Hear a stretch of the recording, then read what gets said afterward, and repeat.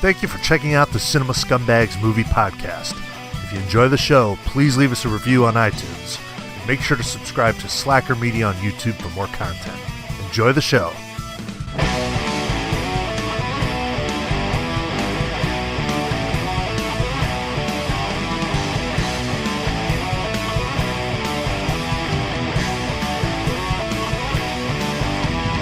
Hey, what's going on, everybody? Welcome back to another episode of the Cinema Scumbags movie podcast. My name's Seth. My name's Nick. I think we're on a roll. 2 weeks. Well, What was 2 clogging bye up weeks your in a row. nose hole there? Sound like the guy off Hey Arnold. Sound like a French poodle or something. Yeah, we're back with a bisexually weekly podcast. Oh, man. It's hotter than the blazes here. What, 75? It's about 90, but with that humidity, bro, you don't know about that. What's the humidity? It's nasty. I don't know what it is today, but yikes. It's been bad here because it's been raining. Ooh, 54% humidity. Yeah, that's about what it was the other day. Welcome back to Weather Talk. Hi, we like weather. To quench this heat and this thirst from the heat, I'm sucking on a Bikini Bottom pineapple wheat ale. Ooh, does it taste like SpongeBob's anus? Yes, it does. Does it taste like his bikini bottoms? Tastes like his secret formula. How's it been, my brother? Oh, you know, same old, staying inside, unless it's to go buy movies. Yeah, that's me too. Yeah, I mean, just been doing the same thing as always. Did another Criterion hunting video. So if you're more of a avid audio listener, make sure to go to the channel. He did a Criterion video, and he doesn't even go to Barnes & Noble in the video. It's amazing. What do you mean? Did you go to Barnes & Noble in that video? I did. You know, I did film something in Barnes & Noble, but I felt gutty. Oh, So, it's like I saw you in Zia. That was a good video. I saw you in Zia, but the next thing I know, you were back at home. yeah, that's a good point. I didn't make anything blatantly obvious that was in Barnes & Noble, but there's a couple clips of me in there. That's a good point. I like your new solo shtick you're doing. It's kind of like deadpan, dry. Yeah. I figured I'd try something else. A lot of people said you looked depressed in your first video, but it's just because Big Daddy wasn't there. It's a shtick, everybody. Kind of. It's an I don't know. It almost had like a stand-up sort of feel to it. Yeah. I like the way that the channel is going. Finally, I can be on my own. I've been watching a lot of Bo Burnham. Really inspiring me. I love Bo Burnham. I've been watching The Goonies over and over again. I'm wearing my Goonies shirt right now. Oh my god, of course you are. You own like 3 shirts. You know what happened though? You own 3 shirts and I have 2 of them. It went through the dryer and now it's square like the Oscar shirt.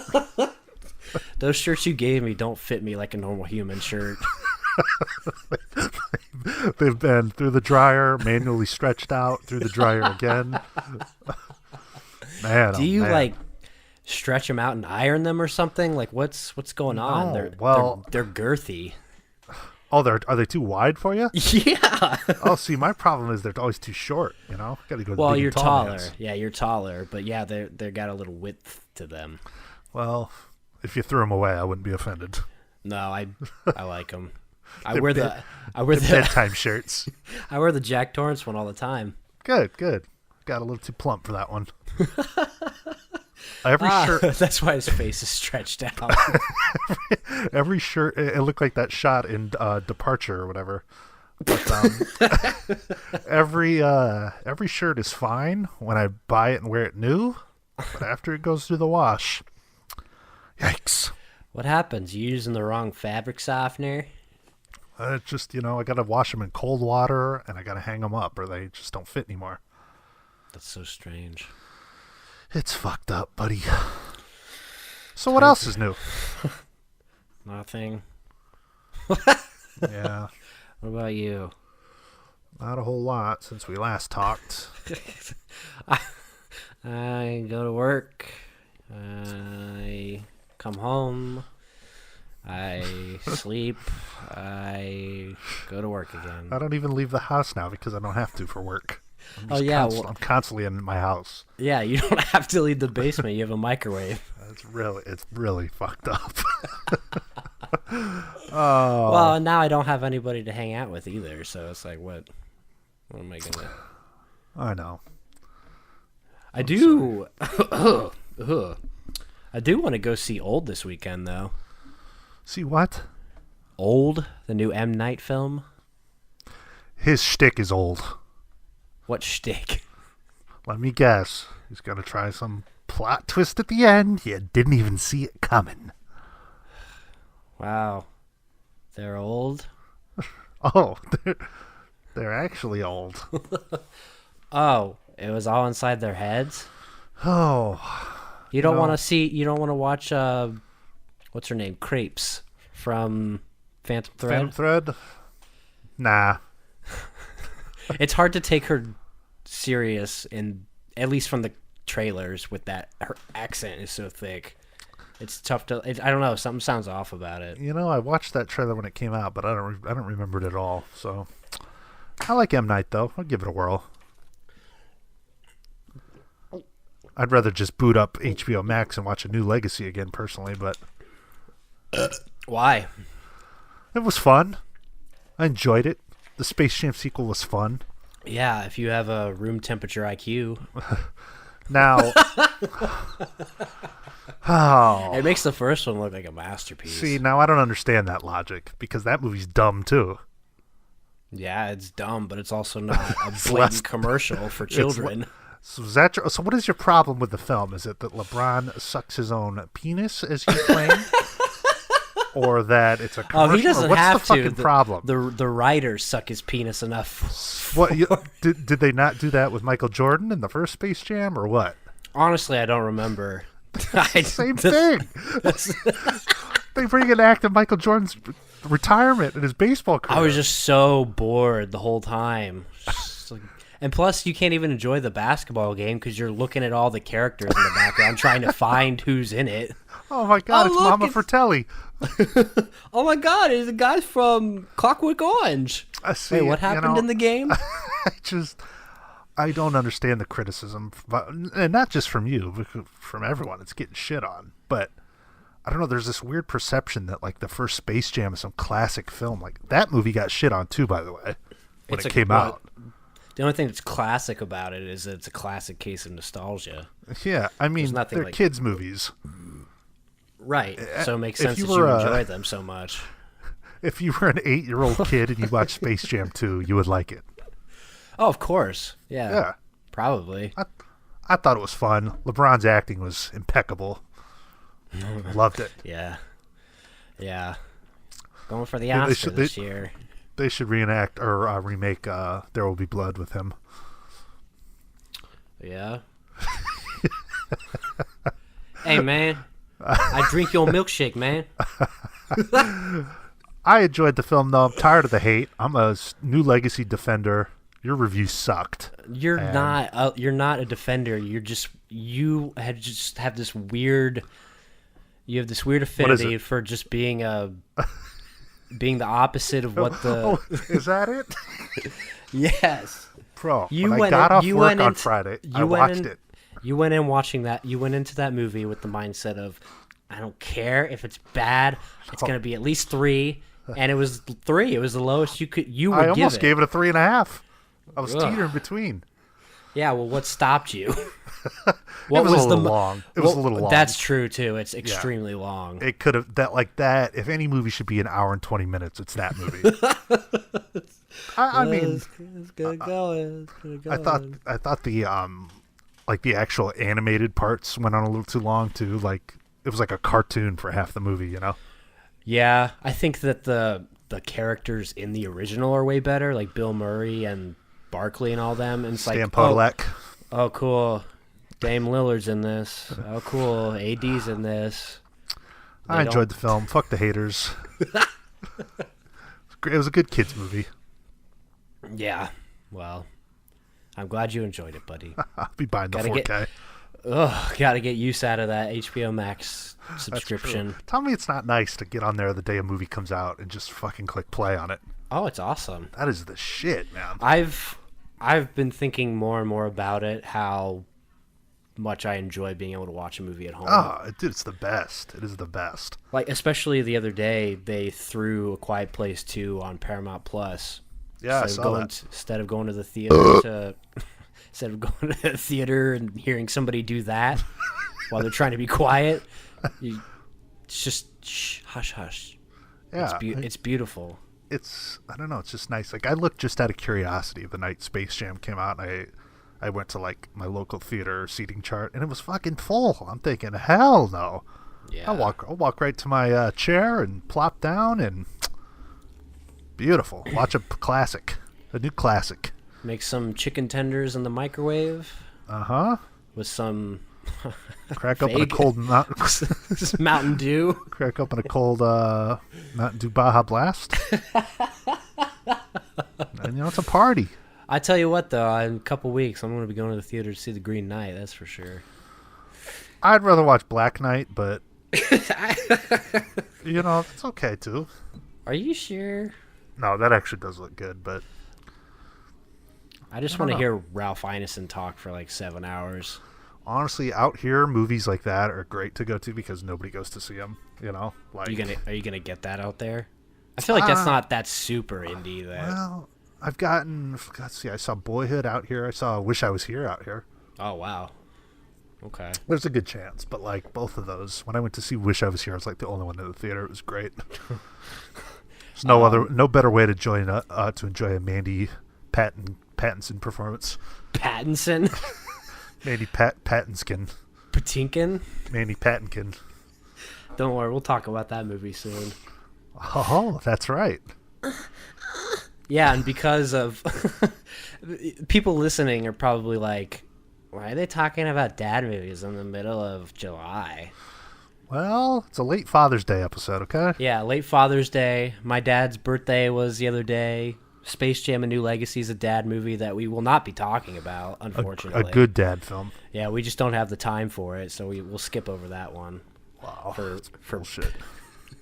If you want to dive deep into the metaphors of Space Jam: New Legacy and not really.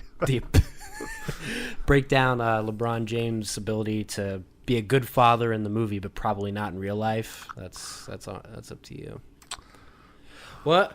My boy's not going to go to E3 camp. You're going to go to basketball camp, aren't you? Yeah, you don't want to play basketball.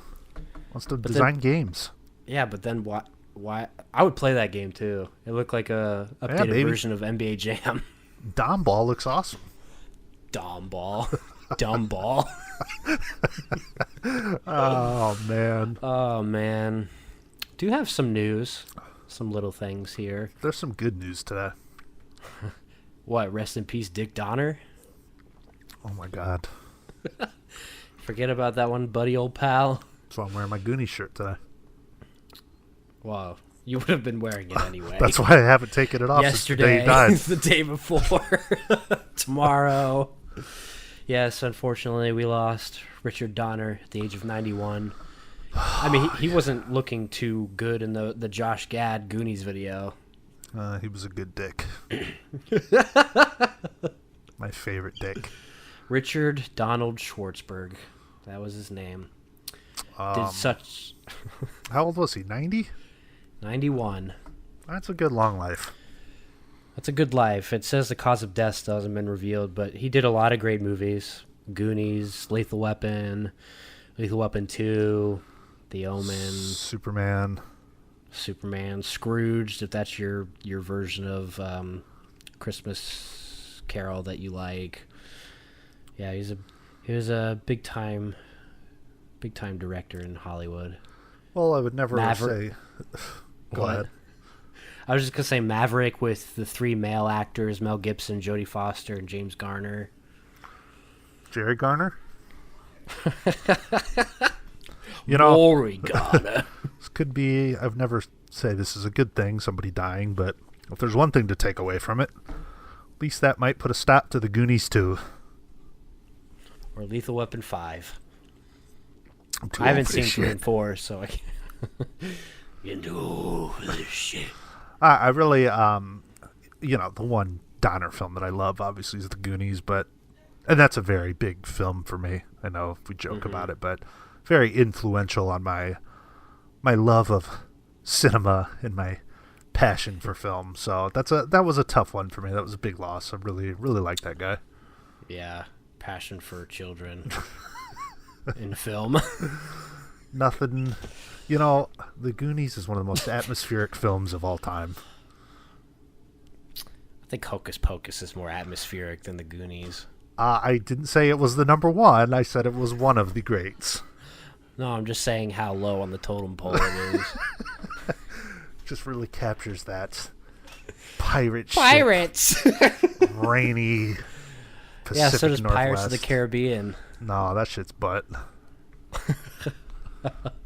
Yeah, Pacific Northwest. It's got a good rainy, dreary vibe. I do like that. You know what? Yes. It goes from a okay movie to a pretty good movie. No, it's a really good movie, and I know you didn't grow up with it, but you'll enjoy it at some point in your life. And we dedicate this episode to Richard Donner and One-Eyed William. They were probably dads, right? Who? Richard Donner and One-Eyed Willie. I guess so. Dads. I guess so. They don't really get into One-Eyed William's reproductive biography. Well, he started as a man and became One-Eyed Willa. It's One-Eyed Willie. Anyways, rest in peace, Richard Donner. Big fan. Richard. We have some Comic-Con. Oh God. We have some news out of Cannes. I don't know if it's news, rather than just a huge embarrassment. Well, there's a couple things. Did you see the French Dispatch got a 9-minute ovation? Wes Anderson's new film. Is there any movie worth standing up for 9 minutes and clapping?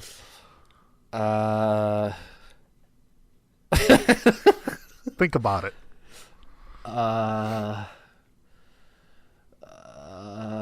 Yeah, that's a good question. I don't think Well, so. I'm sure it'll be good. Really? Really? I want to know it's- a list of movies that have gotten that type of ovation, because you always hear that.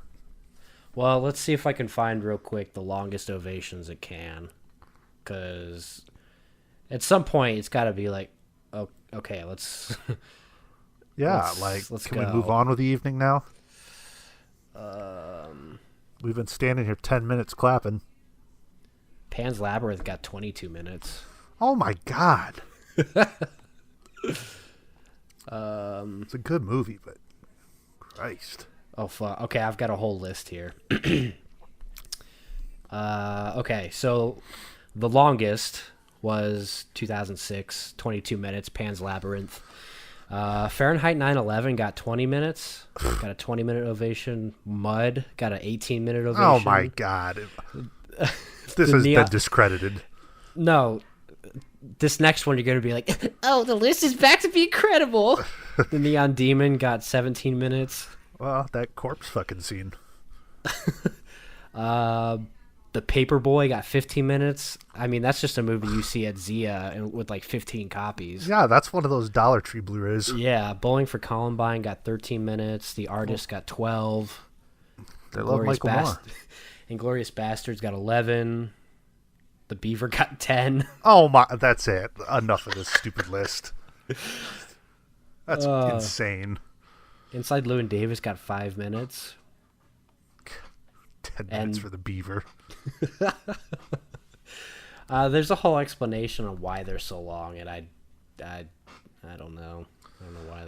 Well, if you're a Wesley fan. The Cannes Film Festival is infamous for its protracted standing ovations. Think prestige hierarchy. Sounds political. I'm not going to get into that. Pretentious, like, oh, gotta make sure we stand up for this one. No, don't sit down yet. Yeah, we gotta beat the record. Good luck. Yeah, I mean, like, 22 minutes who is decides fucking when it's crazy. time to sit down? That's a good question. Who's the first one to sit down and like Probably start the chain? Probably the person who's either made or is in the movie. Huh. Interesting. Interesting. Well, Really? now we know. What? Really? That's gonna be like the new Scumbags meme. I had no interest in the movie until you sent that clip. Really? It's gonna be like a 2-second clip. Yeah, well, you know, it looks good. Looks in line with, you know, His the entire- masterful body of yeah, work. the West body of work, you know. Same Play-Doh color palette. I'd prefer to see his dangly body. Look, I'm all down for a live-action Wes Anderson film and not the stop-motion, because those are my least favorite. Yeah, they're not even bad. They don't do anything They're not for bad. me. Yeah, I mean, I like them, but it's like, I don't know. His style works better with like real people. Yeah. Interesting. What you want to talk about this Spike Lee news? Well, yeah, Spike Lee. I didn't even know about this until you brought it to my attention. I don't have the story pulled up in front of me. I just kind of am going off what I clicked on and saw, but he was, I don't know, he was a presenter or something. Did you see the video clip of this? Yeah, he was presenting an award for the first award, Okay, which was he was presenting the first award. I accidentally read off what is the best picture winner there? Palme d'Or. oh, fuck. Yeah, the Palme d'Or.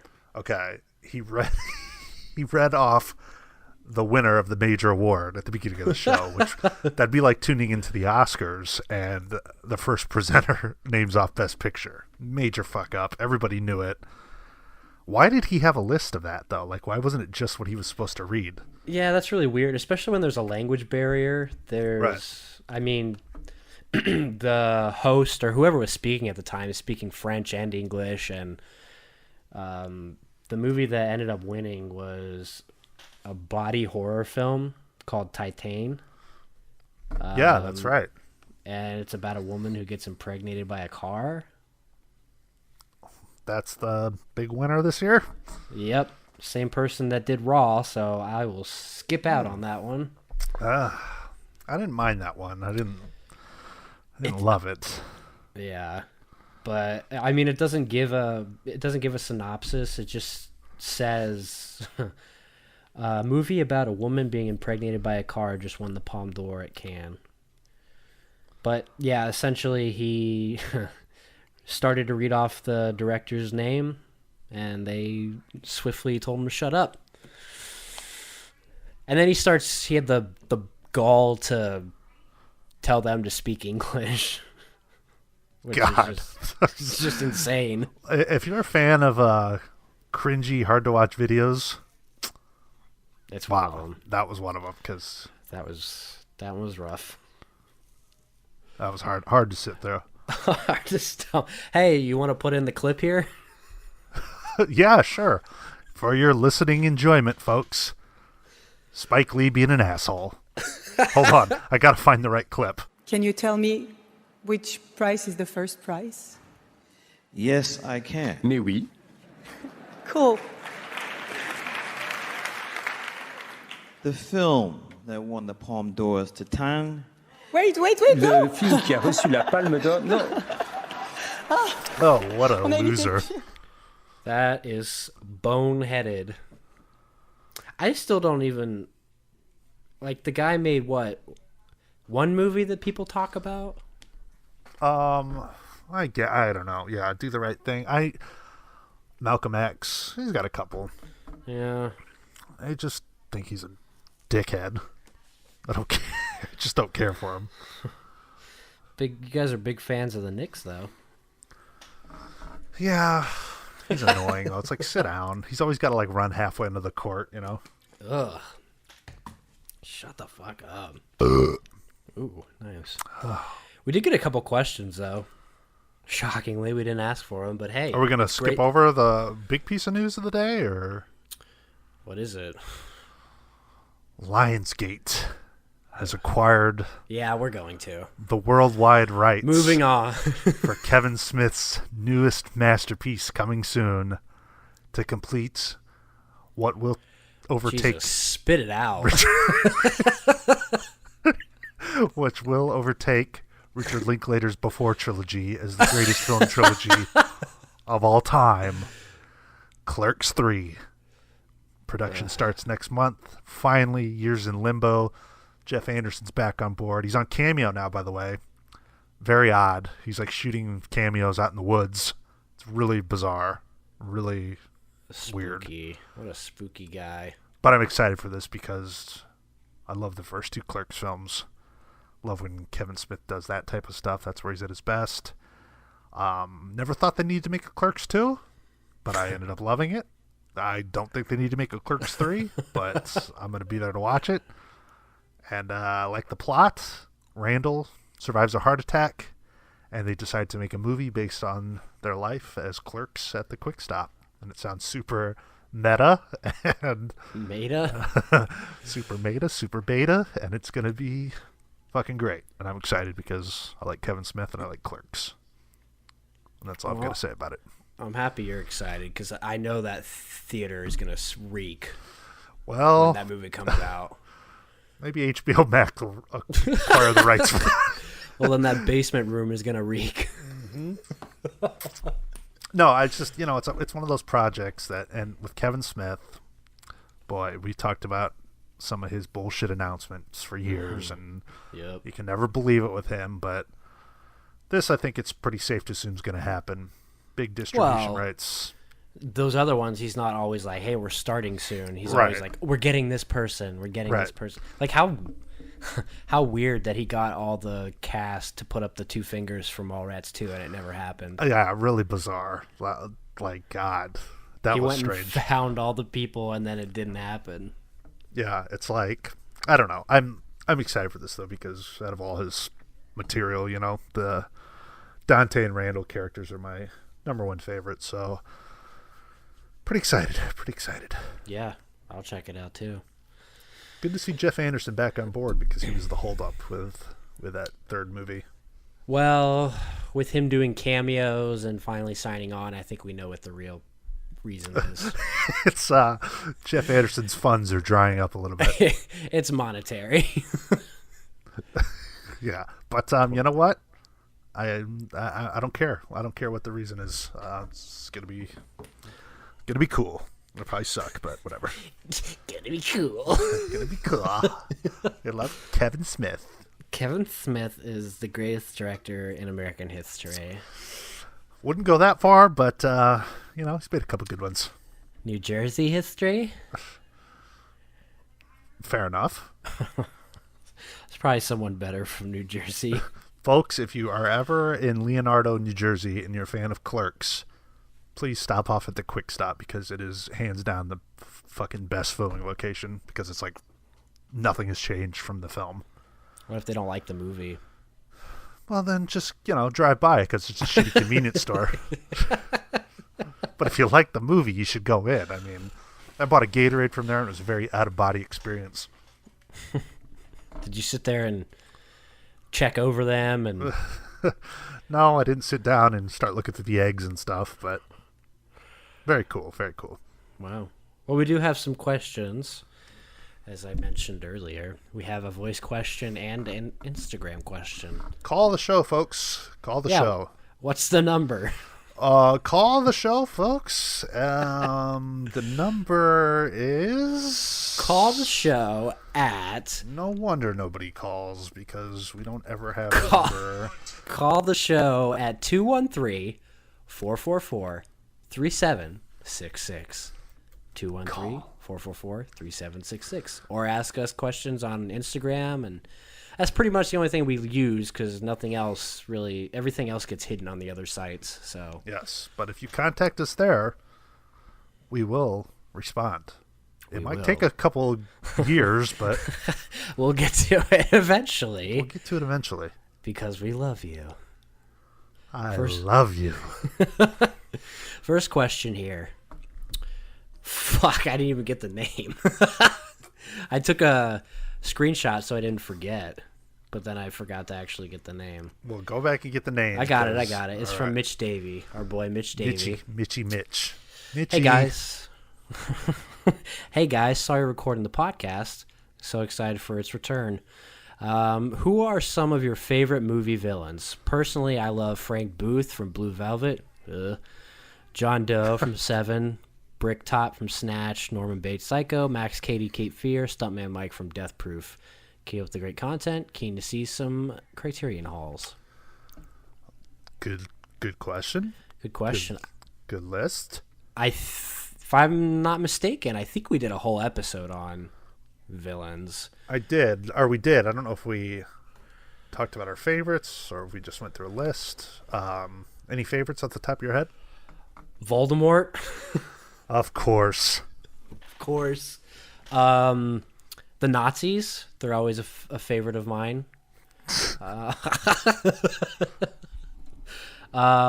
Airplanes and famous movie people. Yeah, that's a thing. What about you? What are some of your favorites? Oh, I don't know. Francis Buxton. Francis Buxton.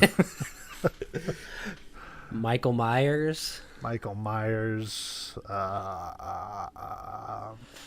a lot of good ones, man. Any of the horror villains are, top of the line. Yeah. What about 2001 and Time?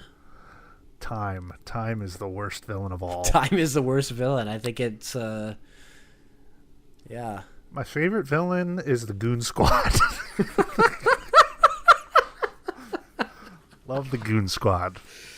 Goon Squad. My favorite villain is the inevitability of death. That's my favorite villain. It's just constant. It's just constant. My favorite villain is Elder Coltrane's acting in the last 8 years of Boyhood. It's pretty hard to watch. Yeah. It's constant. It's constant. The shitty acting. It's constant. It's constant. Thanks, Mitchie. Mitch. We have a voice question here, so I will play that now. Voice question. All right. Scumbags. This is Ben. I'm from Wisconsin. Long-time listener. Never really called in, but I've, commented on YouTube and a few other things here and there. Being from Wisconsin, I recently heard that the girl who was involved in the Slenderman stabbing of Jesus' back was released from her mental health facility, and it made me thinking that I wanted to rewatch the documentary on HBO, Beware the Slender Man, and I was curious if you boys had seen it. Love the content, love that you guys are back. You gave us a podcast, a couple of videos, a Scumbags After Dark, so I love it, but I'd love to hear if you guys have seen that documentary, if you know anything about the case of the Slenderman stabbings, and keep up the good work. Thanks a lot, guys. Slenderman stabbing. Fantastic. Ben, thanks for calling in, my man. Interesting Thanks. question. Never seen that documentary, but if it's on HBO, I will now. I might be able to watch it. Beware the Slender Man? Is that what it's Yeah, called? and I know a little bit about this. Why did they let this chick out? The fuck? Just let her rot in a mental home, I don't understand with these people. I don't know. Richard Dawkins is in it? That's weird. Huh. Do you know who that is? Nope. He's just a well-known. He always fights with religious people about the difference between evolution and creationism. But that's weird for that type of movie. Yeah, if it's on HBO Max, I'll definitely check it out soon. That was a weird thing. It was. I saw that movie. I think it's inspired by The Tall Man with Jessica Biel. Oh, God. yikes. Yikes is right, but eye candy. Well, and there's also a movie called Slender Man. An actual movie. That just seems like it'd be shit. With Joey King. Oh God. Her Agreed. filmography, yikes. It's bad. Yikes. It's bad. But yeah, definitely check it out. It's just I can't imagine that she would be healed or psychologically fit. God. Don't be surprised if she does it again.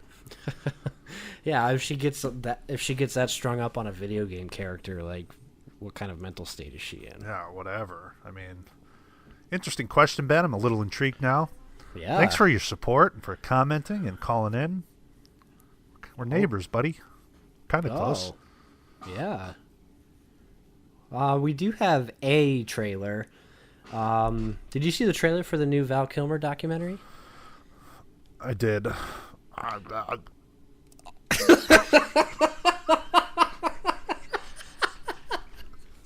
Fucking tasteless. I was curious because I was just curious what state he's in. Not like location, but like what state his body is in. Yeah, he's looking rough, but I'm intrigued by it. I guess it's home movies from throughout his life on the sets of films and, you know, private videos and stuff, but then it also bleeds into current life after he had throat cancer and how he's dealing with it now, and he can barely talk. Yeah, you know, it's sad. I don't know. I've never been a huge fan of his, but the doc looked pretty solid. Yeah, I mean, if you like docs about people, you know. Yeah, I mean, it'll probably be pretty good, you know. Yeah. I'll give it a whirl. Yeah, I like the guy. We'll check it out. All right. Well, we do have some theater releases and some Blu-rays coming out to the theater hopefully when you're listening to this on Friday the 23rd. We've got, this one's for you, Seth. Snake Eyes, G.I. Joe Origins. This ain't for me. I saw the trailer. Ooh, I thought you were a fan of kids movies. Good kids films. And nothing about this screams G.I. Joe. If they called it anything else, you wouldn't even know. Yeah, it's like a ninja movie. Yeah, what is this? It's a prequel, I think. A prequel to what? Those other G.I. Joe movies. I don't know. I've never seen them before. Has anyone seen them? Oh, I'm sure. That's why they're making a prequel. Because people watch them. Yikes. Of all the things to make sequels, prequels, whatever to. Well, the thing that I kind of mentioned a little bit earlier, Old's coming out. Embeth Davidtz is in it? Miss Honey. Oh. Miss Honey. How's she holding up? Oh, still pretty good. Last time I checked. Let's see. Yep. Still take a crack at that honey for sure. That honey pot. Wow. Wow. Stupid. Miss Honey, touch my newt.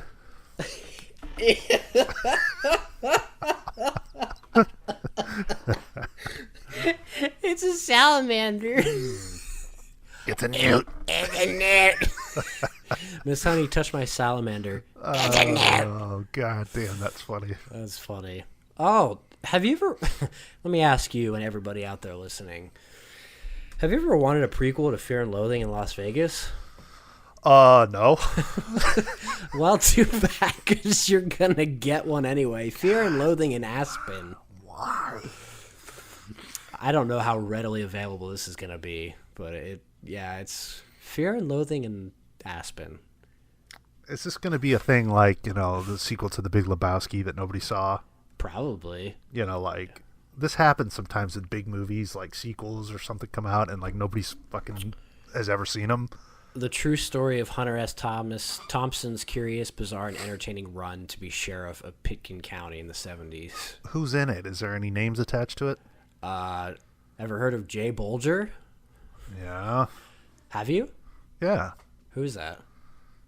Oh, no. I was Jesus Christ. I was thinking of Jay Baruchel. No, Jay Bolger. Yeah, I don't even know who this guy is. Cheryl Hines is in it, though, and that's not some big catch. Oh, ew, and the fucking... Oh, there's a trailer for it. Oh, no. Oh, no is right. I don't want to watch that. Oh, this is going to be awful. Horrible. Just horrible. And then there's somebody whose gender I can't tell. Oh, God. Let's take a gander at this. Take a crack at that crack. Which one? Oh, never mind. It's a woman. She could be on the non-binary spectrum, though, and that's perfectly fine. Which one? I don't know. The chick with the fucking shaved head. Oh, I don't see that one I'm looking at. And this guy, Weston Coppola, like Oh. you know he's not related to the good Coppolas, and he's trying to fucking look like he's some sort of medieval villain or something in that IMDb shot. He's definitely he's Nick Cage's son, so that's Is he? yep. Yikes. Well, his name is Weston Coppola Cage. Huh. Or Weston Cage Coppola, whatever. It depends. It's the time of day or what he wants to be called. Interesting. Oh God, he looks like as big a douche as his daddy. Oh yeah. Nick Cage sucks. Nick Cage is the worst. Did you see that trailer about a pig he's in? No, after watching fucking Willy's Wonderland, I'm done with him. I don't know why you watch Willy's Wonderland. I don't know, something about it kind of seemed cool, like a Chuck E. Cheese where the animatronics come to life. Like, I thought it was a good concept, but yikes. It's like Five Nights at Freddy's. Well, I don't know what that is. I don't watch that. It's a game.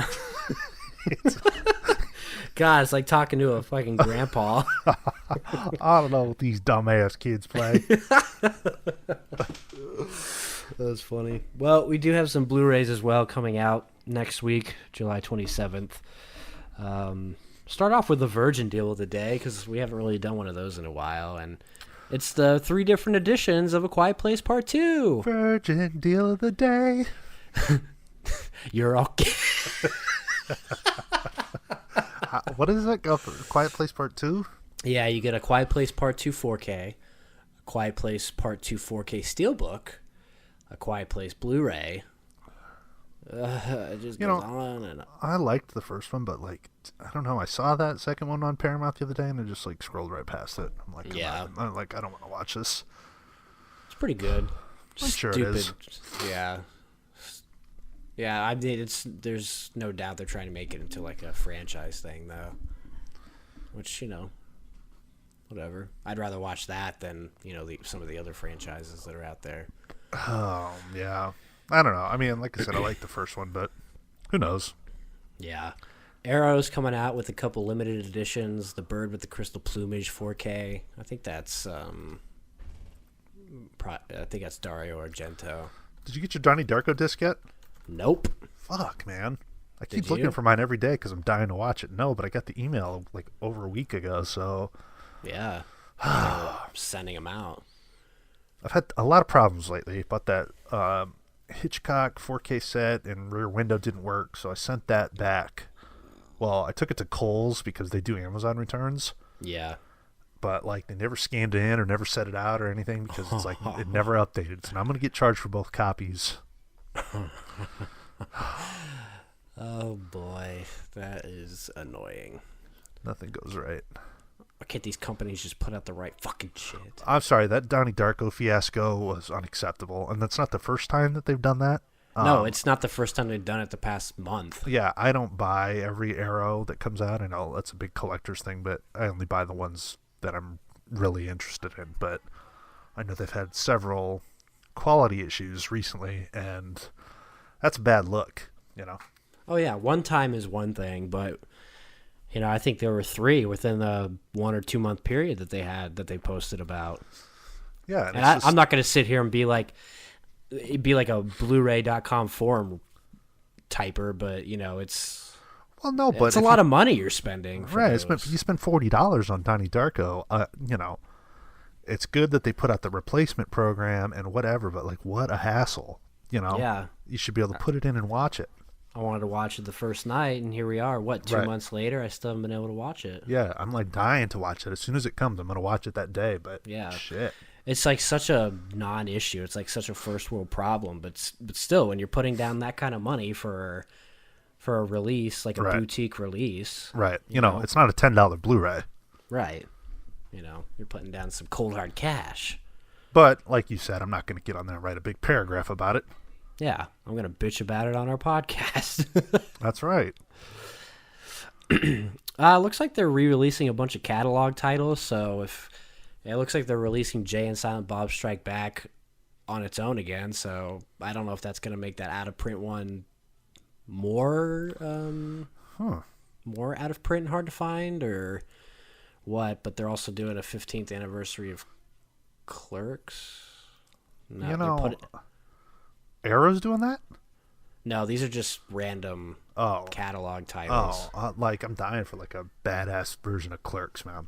Oh, like the Mallrats one? Oh, fuck. Or even like Criterion, man. They could they could do so much with Clerks. I mean, I feel like that's Criterion worthy. Yeah. It's like culturally significant. It's Well, I thought it was a Criterion title back in the day, but maybe I'm mistaken. Chasing Amy is. Chasing Amy, that's what I'm thinking of. Yeah. Yeah, Chasing Amy is, and I feel like that's not as Criterion worthy. But that's also subjective too. It's Well, just that kind of- movie will probably never get re-released because now it's not culturally appropriate, and it would be shunned upon because it's like, Yeah, that's true. oh, the straight white male thinks he can turn the lesbian straight because he's just so hot. Yes. No fucking way. My cat, I- fucker. Interesting though. I'm not buying Clerks for the 10th time, but whatever. Yeah, I still have my crappy signed edition. The one that you threw across the stage. Oh, sorry, Jason Mewes. You make me so nervous. Oh God, if there was any time I wish I had a camera recording something. Oh my God, I would die. Well, then that big Shamu bitch in front of us cutting the line so she could make 10-second progress, you know? Jeez. Yeah, and then you get like 10 seconds with them. It's not Yeah. like you're... Get in line like the rest of us. Yeah, bitch. Anyways. Speaking of what...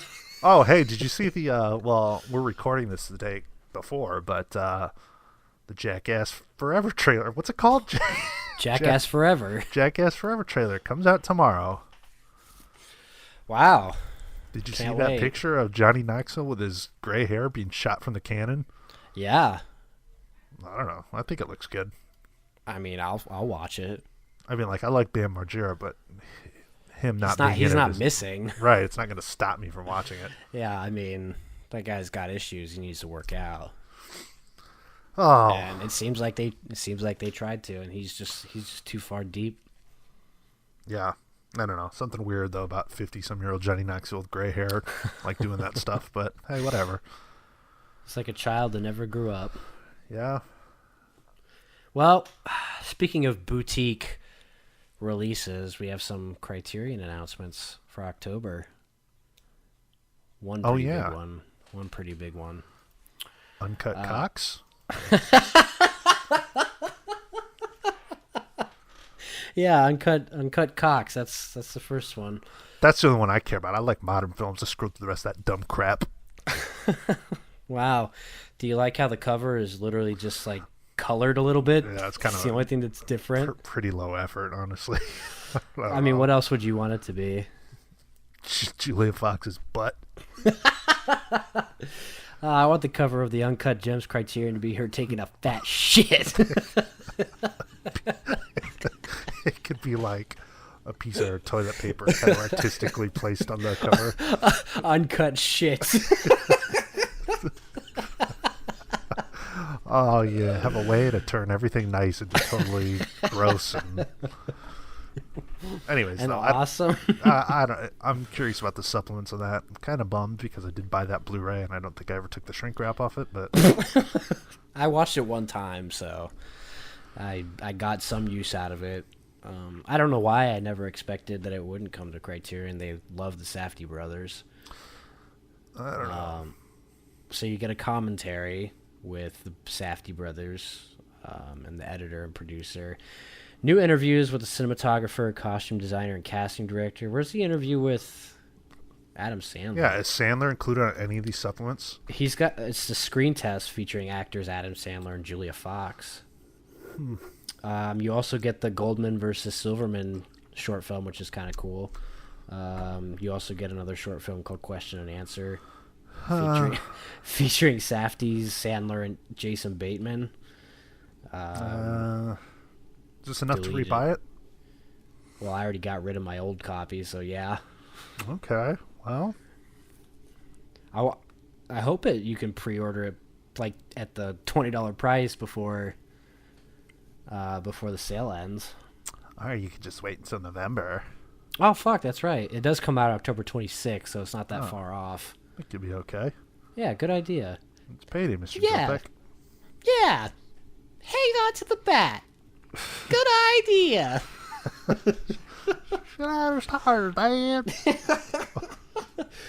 This other one here looks pretty good. Ratcatcher. It's set during Scotland's national garbage strike in the mid-'70s and explores the experiences of a poor adolescent boy as he struggles to reconcile his dreams and his guilt with the objection that surrounds him. I read about that one. That does sound pretty good. Yeah, coming of age. Check that one out. You know how we feel about those. That's very good. Ooh, man. Can't wait for Devi. Devi. Can't wait for Devi. The waning days of the mid-19th century of India. Yeah, that sounds exciting. Oh, I fell asleep. I feel like Indian cinema is like one of my least watched. Oh, you mean you don't want to watch the Apu trilogy? I'm not saying I wouldn't. I haven't. The Apu trilogy? The Apu? The Quickie Mart Apu trilogy? I think it's the same guy, Satyajit Ray. Oh, is it? I believe so, yeah. I know some good Indian films. You should check out The Namesake starring Kal Penn. Oh, I was going to say Harold and Kumar Go to White Castle. That one too. Kal Penn's a great Indian actor. That is not coming on anything.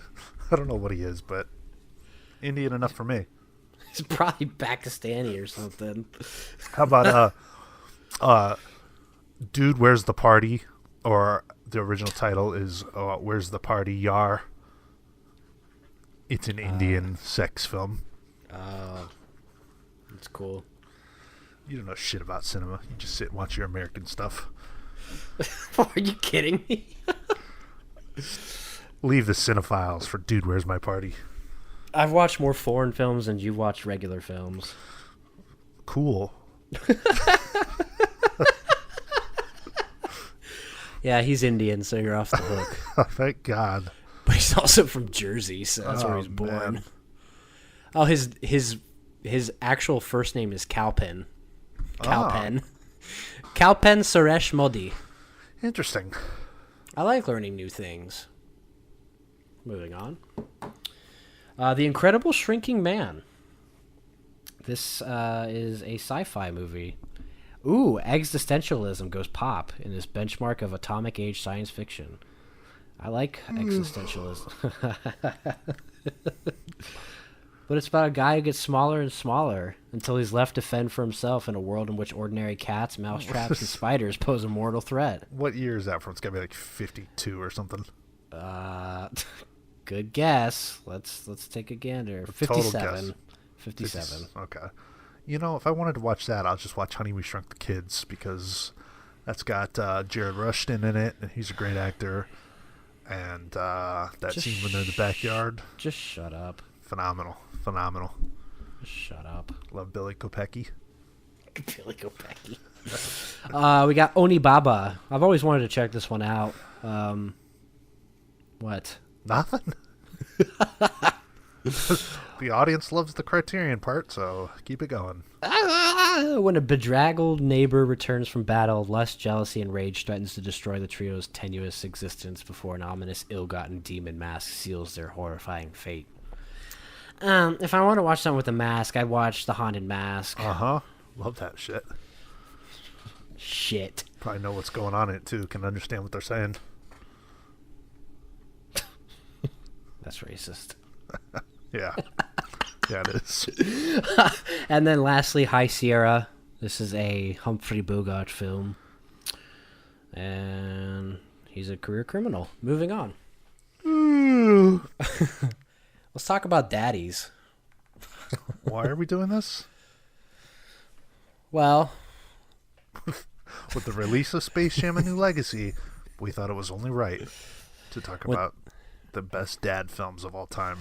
With the release of Space Jam: A New Legacy, and my dad's birthday 2 days ago, and happy birthday, Bob.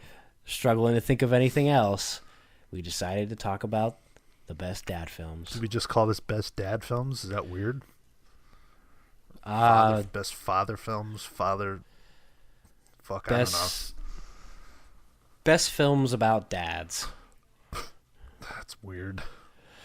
My favorite is the great classic daddy fuck stepdaughter and Oh, is Johnny Sins in that one?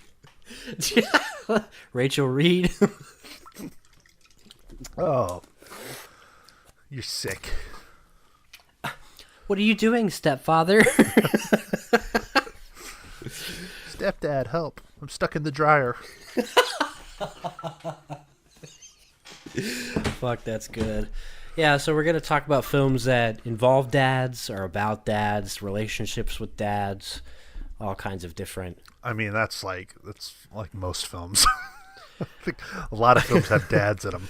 But like the central, yeah, you're right. I mean, not all these the dad is the central topic, but there are some that are more prevalent than others. But all of them have something to do with the relationship with. We'll start with dads. the big one, Eddie's $1 Million Cook-Off. Oh fuck! Talk about toxic dads. So now, what are we doing here? We're doing like it's got to be a prominent father character, right? At least the film has some sort of something to do with the relationship between child and father, or maybe not even child. Maybe just relationship with the father. Okay. So, before we kind of get into it, are there any movies that you remember like growing up and watching with your dad, like ones that you would Yes. watch and relate to, or he would tell you about? A lot of the films that, I mean, not a lot of them, but a good chunk of the films that are my favorites, if I were to compile a list, a lot of them were showed to me by my dad. Right. Fond memories of watching Jaws, Yeah. which, I mean, it's not a father-son film, but in terms of No, movies that but my dad has you shown watched- me, yeah. Yeah, you watched it together. Jaws, Pee-wee's Big Adventure. I love that movie because of my dad. We watch it over and over again. Field of Dreams, obviously, Yeah, of course. A lot of the movies that I love were shown to me at a young age. All the horror movies too, for sure, like The Yeah. Shining, Halloween, all that stuff. So do you think he was the one that kind of got you into movies in general? Or was that just kind of naturally because of that? No, because I mean, like my dad is he's a film fan, but he doesn't watch them like we do, Right. So I mean, I think it definitely jump started that, because those are a lot of my earliest memories for sure. Yeah. Well, yeah, some of the movies we're going to talk about are like strained relationships with dads, and like I was close with my dad. I didn't have like a strained relationship with him, but I still like relate to them in a way because Yeah. I guess they just kind of exhibit the relationships with dads, and I don't know how important it is, no matter how the relationship you have with your parents like kind of determines the way you grow up in a lot of ways. That's like the Ali Cheedy line in The Breakfast Club. What, go ahead. I don't know what the line is, but something about how you turn into your parents or something like that. Yeah. Oh God, are we gonna turn into our parents? Yeah, something like that. I'm not. It's fucking true, by the way. Yeah, it is. I mean, you're around them Yeah, most of your life, especially during your learning years. yeah. It's But crazy. honestly, like we watched a lot of movies when I was a kid. I mean, Yeah. that was always a thing to do, Mm-hmm. Great memories of going to Blockbuster or Family Video and like without a Oh, plan and just shit, picking yeah. something out, Yeah. So definitely, I think that was the start of it. Well, we'll jump into some selections here. One of the big ones, The Kid, Oh shit, you're going way back. going way back. As long as you're not talking about that Bruce Willis version. Yeah. No, The Kid. It's amazing. I looked up The Kid on Google, and it was hard to find. The Charlie Chaplin Kid. It was not one of the first ones to pop up. God, what is this Ethan Hawke movie from last year? Or Oh, it's 2019. Billy the Kid. Yeah, it's some Western. I think it's about Billy the Kid. Damn. Directed by Vincent D'Onofrio. Oh, wow. Oh my. Dane DeHaan. Ethan Hawke. Oh shit. It's going on my watch list, baby. There was another movie that I came across that I skipped over because we hadn't seen it, but it's called Dad, and Jack Lemmon plays Ted Danson's dad, and Ted Danson plays Ethan Hawke's dad. I've heard of that. Yeah, seemed interesting. I would check that out. I mean, like Jack Lemmon, Ted Danson's okay, but Ethan Hawke's great. Ted Danson's great in Cheers. Yeah, you're a big fan of that, right? No, like with most shows, I watch the first 5 episodes and I never get around to it. Ted Danson, he's great in Curb Your Enthusiasm. Yes, he is. He is. I need to watch that too. Oh man, that's a great show. Finally finished shit. that one. Parkinson's. That's one of the funniest fucking things, man. There's just so much good stuff in that show. All right, so what do we got for Daddy? The kid with Charlie Chaplin, adopted father, but still, I mean, father figure. It's a masterpiece. It doesn't get much better. One of the dumbest things I've ever done is getting on this podcast back in the day and talking shit about that boring silent loser, which I'm pretty sure those are words that I've said. I think everybody said that. Yeah, I'm happy to say that I was wrong about that, and that's an amazing movie. Truly incredible. I believe it was his first directed film that he acted in, and I desperately need to go back and watch his films again. There's most of them I've only seen one time. Yeah, they're just like easy to get through, and the one that I've only watched once but has always stuck with me was Limelight. Limelight? Yeah. I agree, yeah. Fuck, dude. That movie's so good. Well, it's limelight of his career. Yeah. And it's plus he's talking in it. I think that was the first one I ever heard him talking. Yeah, and then the Buster Keaton cameo. Oh, it's just God. It's like imagine at the time watching it, you're like, oh shit, Oh God, I know. Yeah, Chaplin's the man.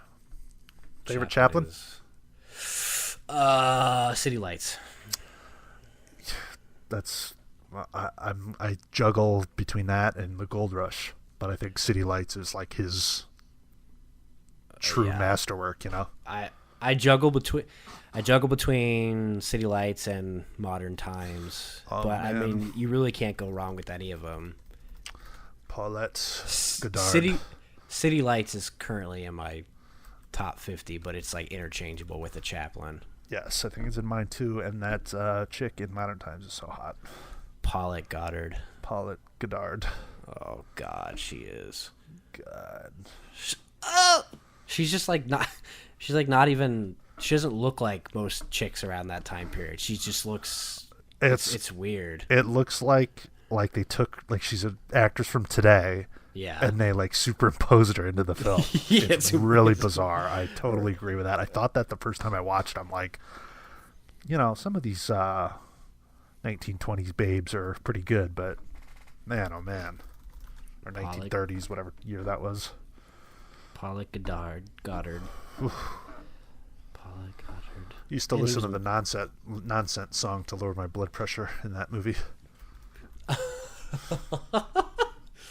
Yeah, but the kid, I mean, they do kiss for a long time, which is at the time it probably wasn't weird, but it's really not. It's just things have become weird and time changes. It's just it's a father and son. If you think of it sexually, then I think that speaks more to you than it does about. It's that. Not though. It's a guy that kidnapped a kid from an orphanage. He's making out with him.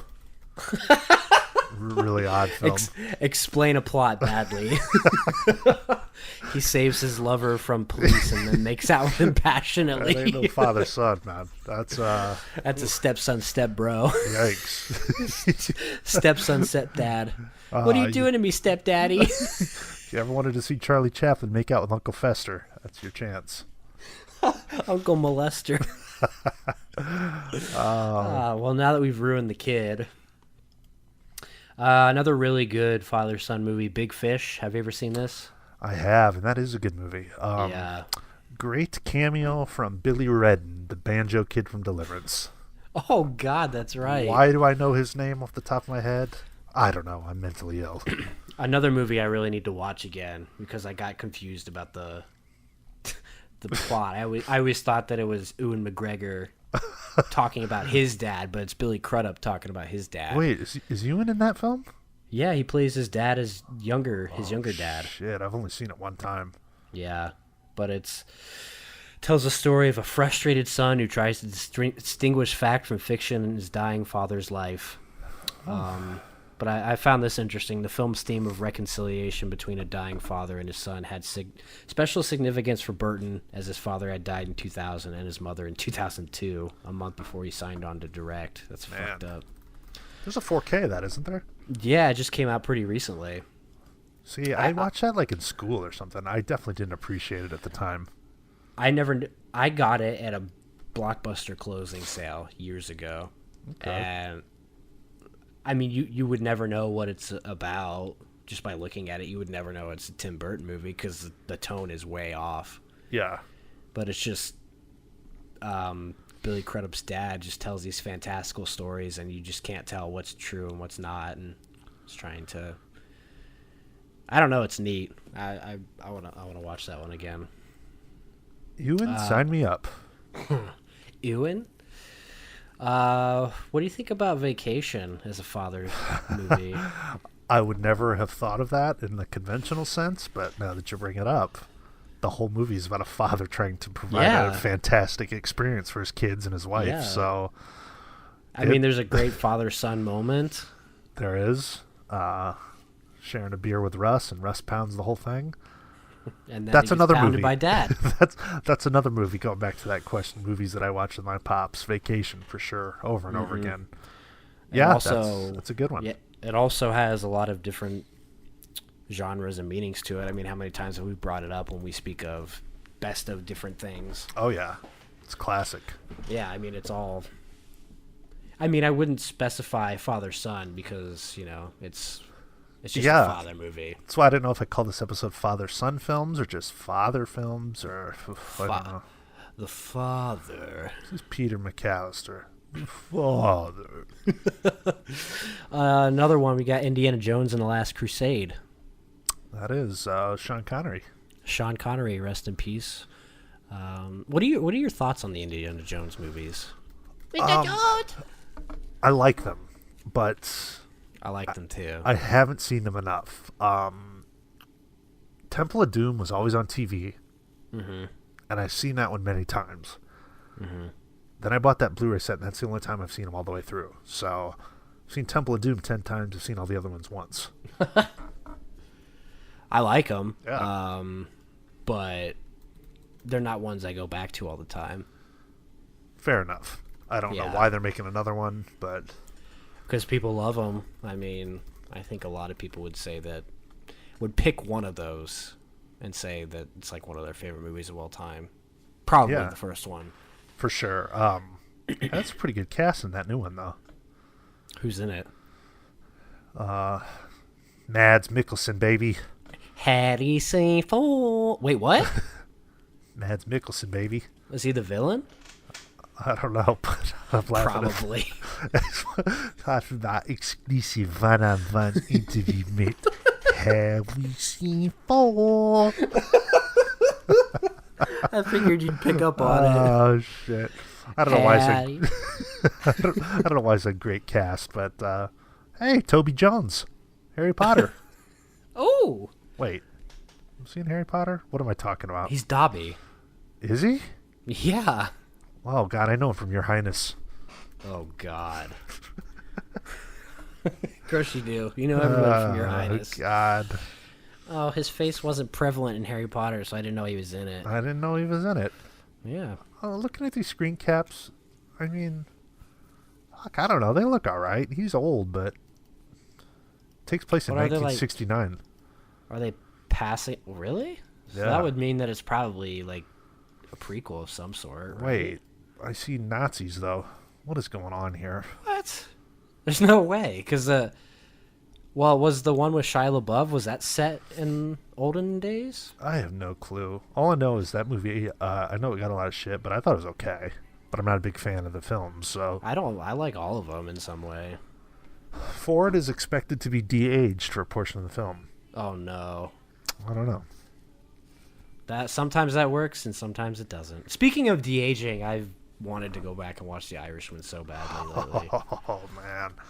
Da-na-na-na. Dude, there's just something about that movie, and I think I've talked about it before, but like the experience is something that helps me like a movie more.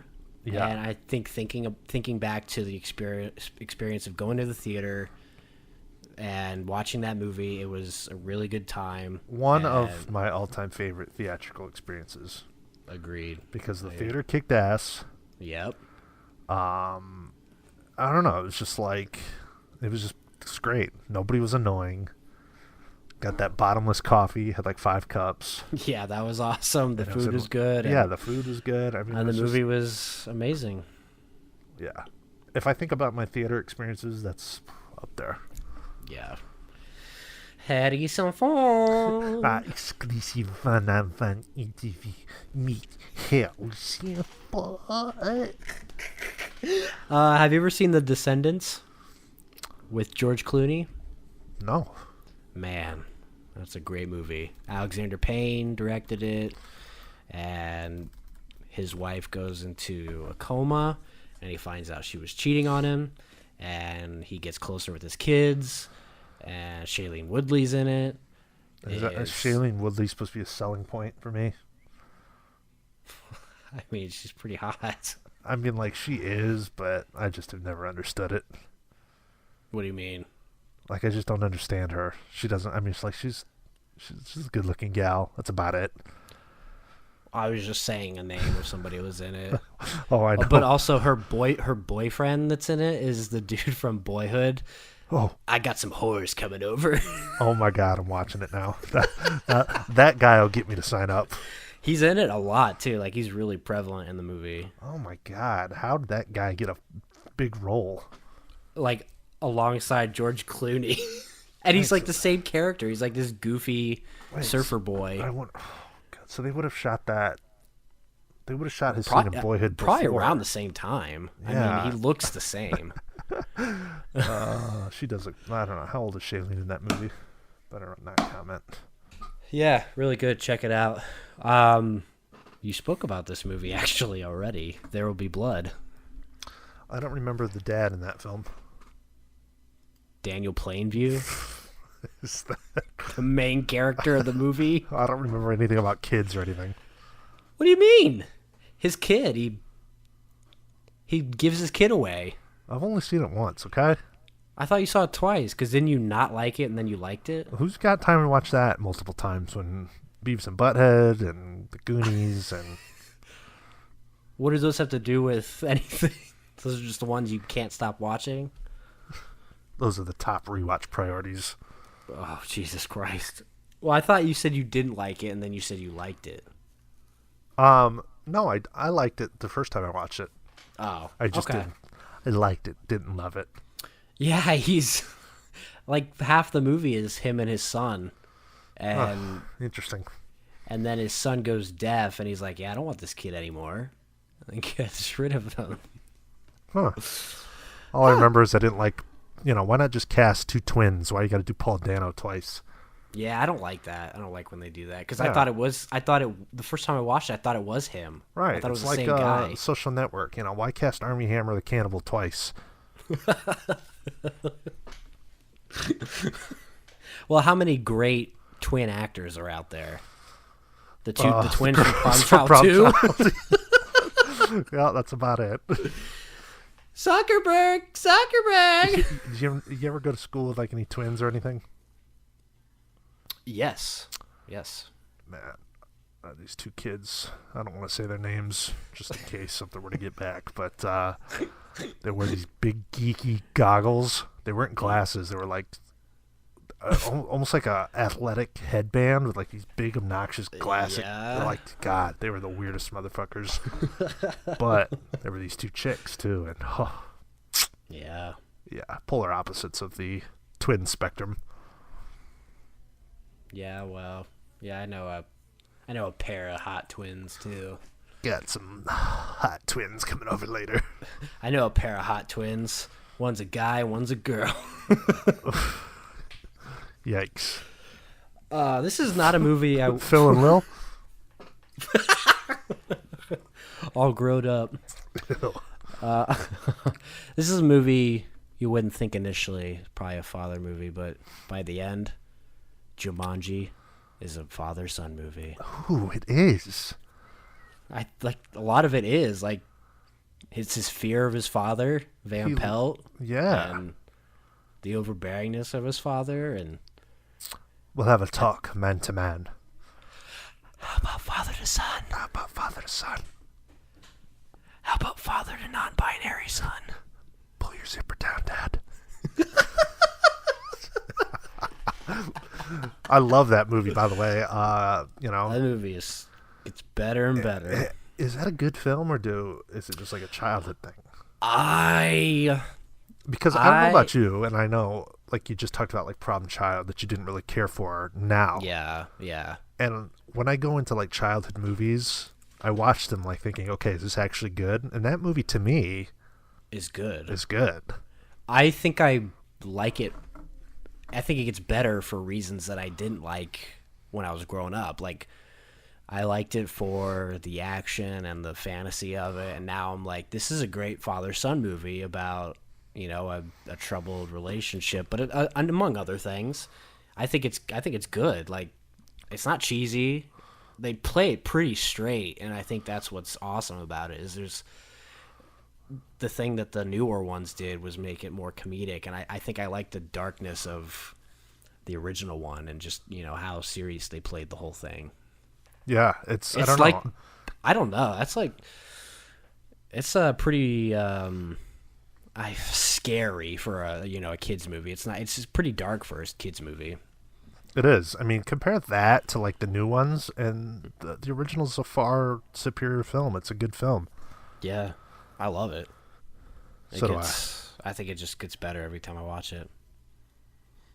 I agree. Place Beyond the Pines. I know you don't really care for this movie, but it's very, very full of dad stuff. I mean, it talks about the Ryan Gosling's character and Bradley Cooper's character, how different they are and how they have kids, and then how their kids grow up and how they were affected by what each other's dads did to each other's dads. What are the chances? I mean, it's a small town. I got an answer for everything. Well, you don't, obviously. When you're going to have an argument, you got to back it up. Son, I've forgotten more films than you'll ever watch in your life. Yeah. Okay. Whatever. Yeah, Okay. Whatever you say. Nothing dumber than Dane DeHaan getting that motorcycle at the end of the movie. What do you mean? It was his dad's motorcycle. It's ridiculous. How is it ridiculous? It's dumb. It's the only thing he has of his dad. Because That guy- this other guy's dad decided to shoot him and then lie about it. Who directed that? Derek Shitfrance? Derek Cianfrance. Notice you haven't seen anything from him lately? He did a show. What show? Yeah, that's right. You don't even know it. Well, I don't watch shows. I know this much is true. Oh God! Speaking of, Mark Ruffalo stars in 2 roles, identical twin brothers. Oh my God! It's fucking enough. It's got Juliette Lewis in it, Rosie O'Donnell, like Imogen Poots. Like, these are your people. Okay, well, he wrote The Sound of Metal, which was a pretty successful film. Oh, so did he really? I did not know that. Yeah, I mean, he helped story by, so So he came up with the idea and then didn't do anything else. not much of a director. Yeah, well, neither are you. I don't want to be. Me neither. That shit sucks. I don't want to fucking make horror movies. I just like talking about stuff. Yeah, me too. Oh man, speaking of talking about stuff, Saving Mr. Banks. Oh, fuck! That's the last movie I watched that like genuinely made me bawl. Did you cry over that one? I did. Probably watched it last year. What do these have to do with dads, though? Well, the whole thing is about her relationship with her dad. I don't remember that. I remember her. It's about her writing Mary Well, Poppins. maybe and it's dealing not my with fault you Tom can't Hanks. remember. No, Tom Hanks wanting to make the movie is not even the main crux of the movie. The movie is about Oh, these are her- flashbacks with Colin Farrell. her and her inability to get rid of it because it's about how it was supposed to save her dad and he couldn't because he was an alcoholic. He killed himself. Guess I forgot about that part. Yeah, maybe pay attention when you watch Too movies. busy looking at Tom's mustache. Yeah, let's put Tom Hanks in the role of Disney. He doesn't look or sound anything like him. Fucking But it's better. Tom Hanks. It was great. I mean, that was a better portrayal of Mr. Rogers. I don't understand the Mr. Rogers thing at all. I don't either. I didn't think that movie was anything special. I didn't either. Yeah, Saving Mr. Banks is really good. Maybe you should watch it again and pay attention this time. I loved I love the food. I loved the film. I really did. I love the food. I thought it was a great movie. Oh man. Well, let's talk about another one here that we kind of spoke about earlier. The Big Wish I Green. was here. Oh, What? good to Yeah, see you. Ed. I guess you could. Guess you could say barely. It's a dad. No, wish I was here. I could talk about this one. I think we have been the biggest proponents. Yes, that's what I was looking for. You know, it was a low budget movie. I can understand why it wasn't found, but for people to not like it, that's what I have a hard time I don't understanding. understand why you could watch it and not think it was at least decent. Because I mean, I think it's great. It's on Netflix, by the way. It was. Yeah. I'm pretty sure it still is. I have a really personal relationship with this movie, and a really personal story that I think you know about because we kind of talked about it before. But this was one of those movies that I always thought of as like, this is going to be really rough to deal with whenever my dad passes away, because that's essentially what the movie's about. Please tell me you didn't watch this like the day after. Sick. No, I didn't watch it the day after. So I don't know if you remember. I guess you don't. But I had watched it on a Sunday. Oh, Came in on right before. Yeah, I came in on a Sunday. Came in on a Sunday, or watched it on a Sunday. Came into work on a Monday, and I'm pretty sure I told you. I was like, dude, that movie is gonna be. When my dad dies, that movie is gonna. I'm sure you really- did because we talk about movies all the time. When we're working together. Yeah, so I told you that, and that on Monday, and on Thursday is when it happened. I haven't watched it since. It's not really why. It's just kind of coincidental, but, that movie's gonna hit you differently now. Yeah, it's. I mean, that movie's sad. Anyways, It is, and see, this is one of those I'm talking about where, his dad's a dickhead. He's got a troubled relationship with him, and I didn't have that, but I still, I still feel it because it's just, I don't know. It's a relationship with a dad, I guess. And that really, that is the whole point of that movie. The whole story is Zach Braff and his brother Josh Gad. They really don't have much of a relationship with their dad. No. Josh Gad's character, they weren't even on speaking terms, Yeah, and it sucks too because they do speak while he's on his deathbed, and it's like, do you really feel like you fulfilled some sort of God. Did you fix your relationship with your dad, or do you feel like you're gonna have those regrets? Fuck. What? It's Noah, Dad. Dad, it's Noah. You're a warrior. Oh fuck! I promise. Next time I'll do better. Oh my God. Fuck my ass. There's a lot of things that hit pretty hard in that movie.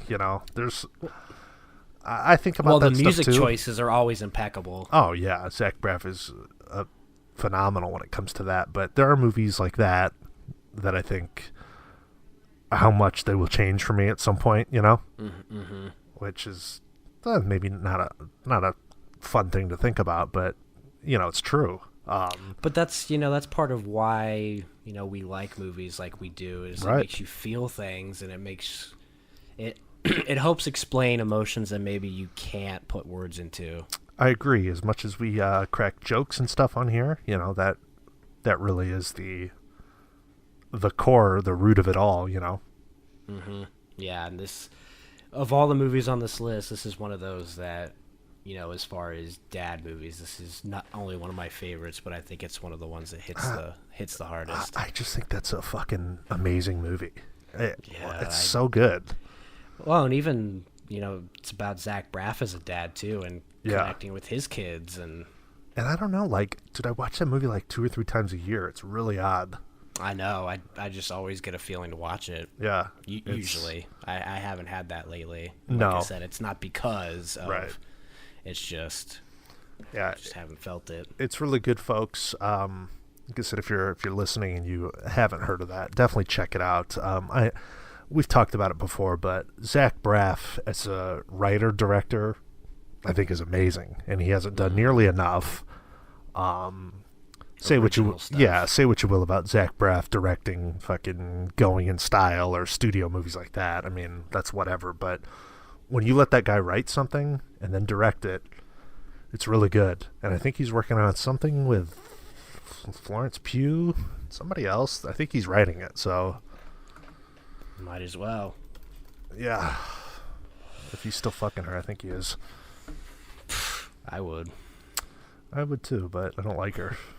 Florence Pugh. That's what I think about her acting skills. I don't think that's really her fault. I think it's director's fault. You're right. She's hot. Well, maybe he's not. Maybe he's not doing something else. Maybe I forgot what he was doing. We talked about it though.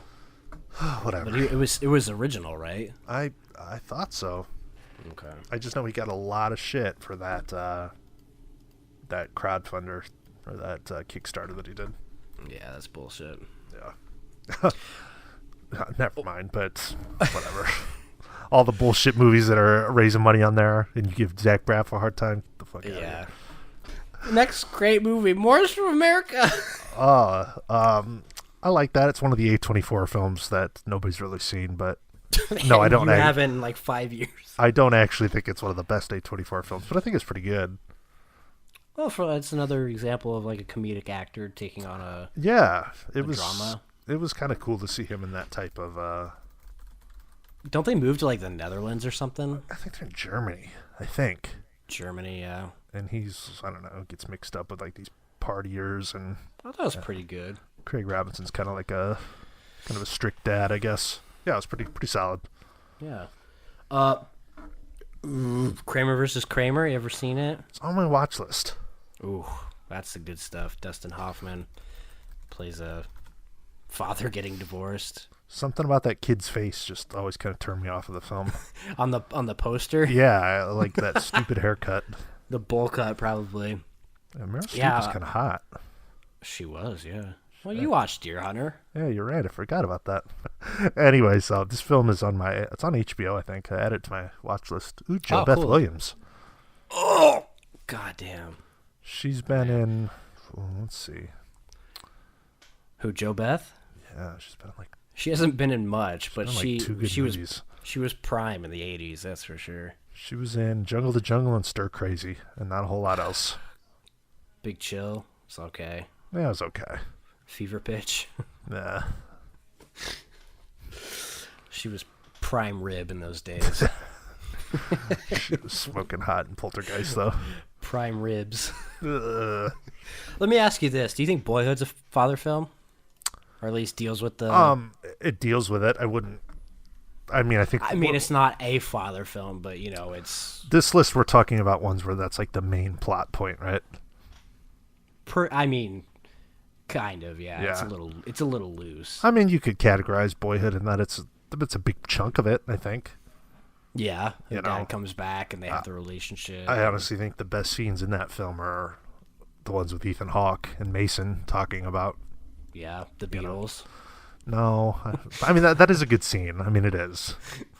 That scene when they're in the club towards the end of the movie, and he's kind of what's the point of all this, and Ethan Hawke's kind of dude, who cares if you broke up with her? She's not that great anyways. Shit's fucking awesome. Yeah, you're gonna move on, and oh my god, I could watch that right now. Seriously.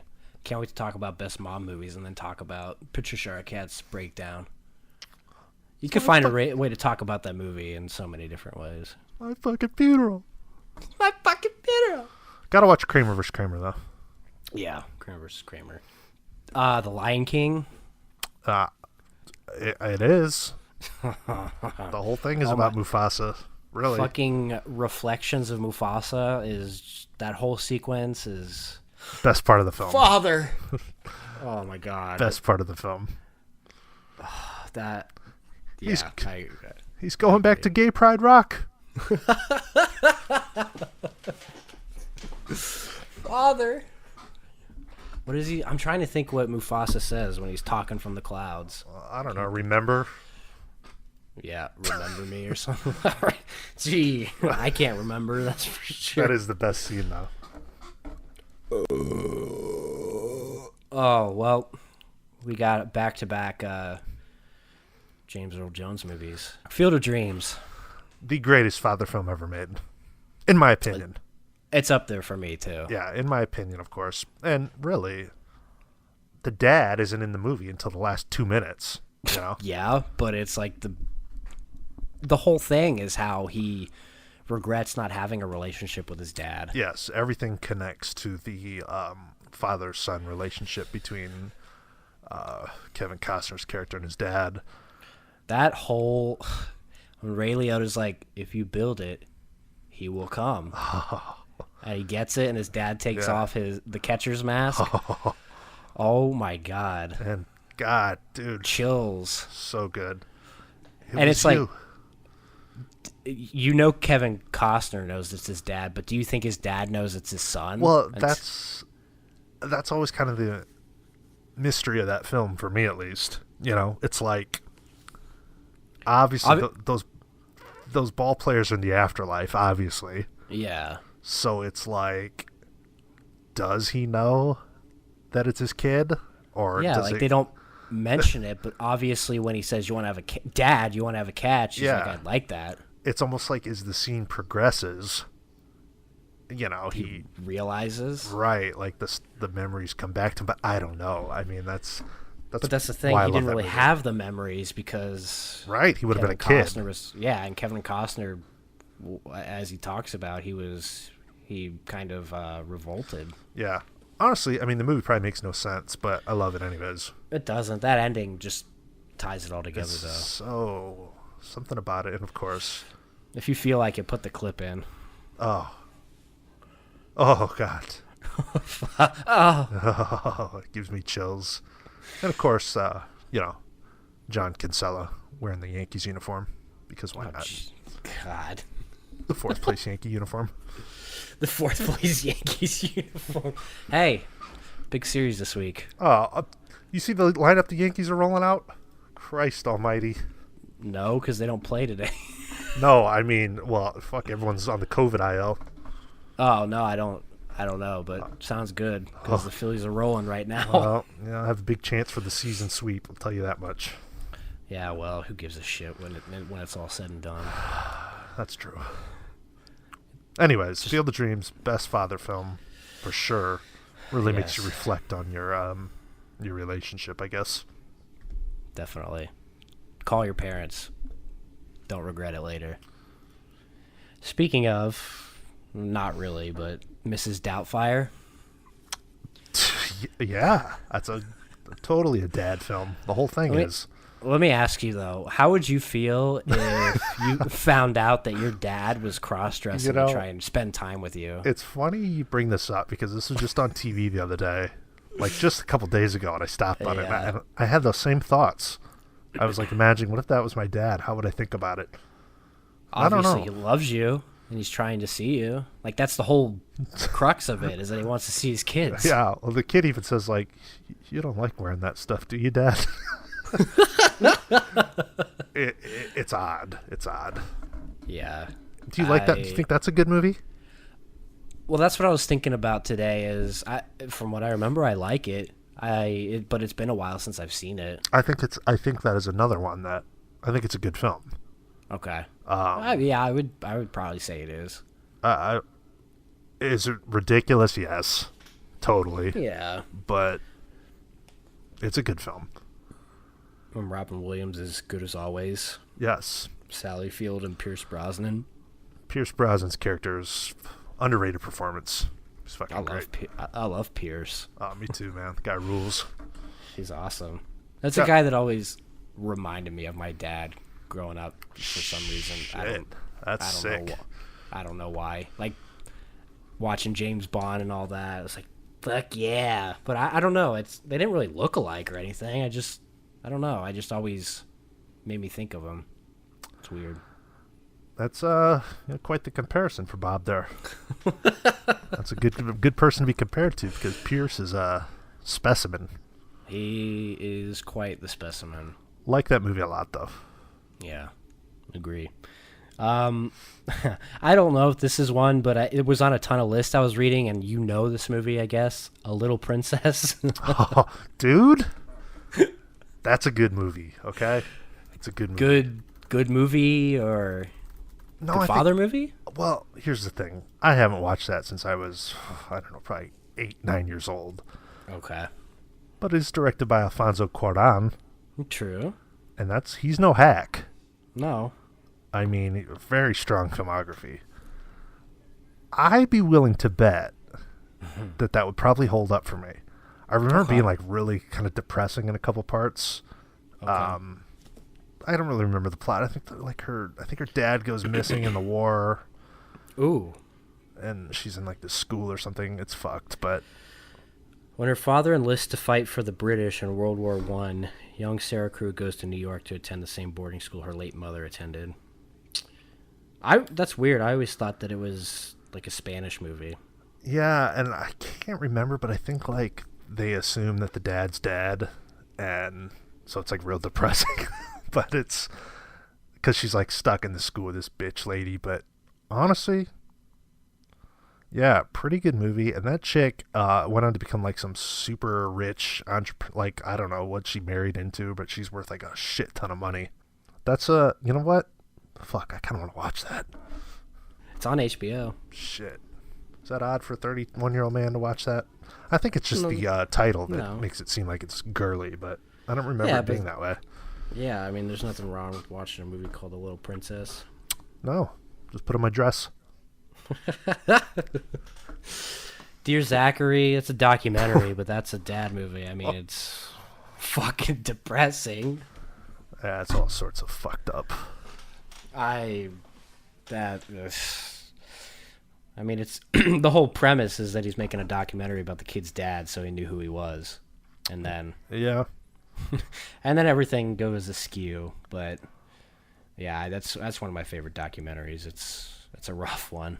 Watch that once. I'm never gonna watch it again because it's horrible. Yeah, it's just I don't need to relive that, but it was good. Yeah. Well, Old Boy is a great father film if you fuck your father. Oops. Oops. Oops. Strike that, reverse it. I've never seen the film. Oops. Sorry, bud. Oh, did you spoil it for me? Yes, I did. No, whatever. Spoilers for anybody that's listening, but he fucks his dad? No. So the guy gets taken captive for many, many years, and he comes across a woman many years later, and they fuck, and they end up finding out it was his daughter. Wow. It's fucked up. Yeah, that is pretty crazy. Yeah, it's a great movie though, but I've heard good things. It's a rough one. I've got to be in the mood for that Asian cinema. I say this for all foreign stuff, but I think I used to have to be in the mood, and now I could probably watch it anytime. Yeah, I mean, I'm still, I'm pretty amateur hour when it comes to a lot of the foreign stuff, but yeah, I mean, I'm getting there. Yeah, no big deal, bud. No one's gonna bully you. Shut up. Thunder Road? Oh yeah. Fuck. Talk about another movie that nobody's seen that. You should explain that to the people. Okay, Thunder Road is about a man whose mother dies, and at the same time he's going through a divorce or he's divorced. His kid doesn't really care for him all too much, but he's just trying to build a bond with her, and he's having a hard time because he's going through a lot of things in life. He's going through mental breakdowns, and it's fucking good. Okay. Right? I mean, that kind of explains it without giving anything away. I think that's good. Yeah. That movie surprised me. Big time. Yeah, I agree. Seen it several times already, and it's like one of those I could just pop in and watch again. It's a real quick movie, but it's pretty powerful. It is. And it's good. It's I like watching the way that the father-daughter relationship grows throughout the movie, and then that last shot at the end. Oh, yeah. Whew. With the string quartet version of Skinny Love by Bon Iver. Oh, that's right. Fuck. Oh my god. Got a few more here. Can bust through these because we're getting... What about Back to the Future? Yeah, I thought about putting that on here because... I mean, it's not the sole point of the film, but... No, but he's with his dad a lot throughout it. Right. He literally has to navigate... Help his dad. His dad's shitty high school life. Yeah, I mean, it was on several lists, so it's considered one. But those are, as much as I like the first one, and I like all of them pretty much. Let's talk about these for a second, because I've been revisiting them. I want to hear what you're going to say. I was just going to say, to me, they're just like the Indiana Jones movies, where I do like them, but I don't revisit them as much as... I don't obsess over them like a lot of people do. I agree with you. That trilogy is loved. I think a lot of people tell you the third is the weakest, but people put that second one right up there with the first. I don't think the second one is all that great, honestly. I don't think it's as good. Yeah, I mean, like, I enjoy it, but it's like... It's ridiculous. Yeah, when you watch them back to back like that, it's like, oh my god, they're really trying hard to continue the story. And it's just the opposite. It's in the future. Yeah, but I mean, that first one is a fucking cool movie, man. Yeah, the first one is it's great, and it's one of those that, you ask a majority of people, it's probably one of their favorites of all time. Yeah. Just like the first Indiana Jones. Yeah, I don't know. I've loved the first one, and the second one is enjoyable, and the third one's enjoyable, but that first one is, I don't know.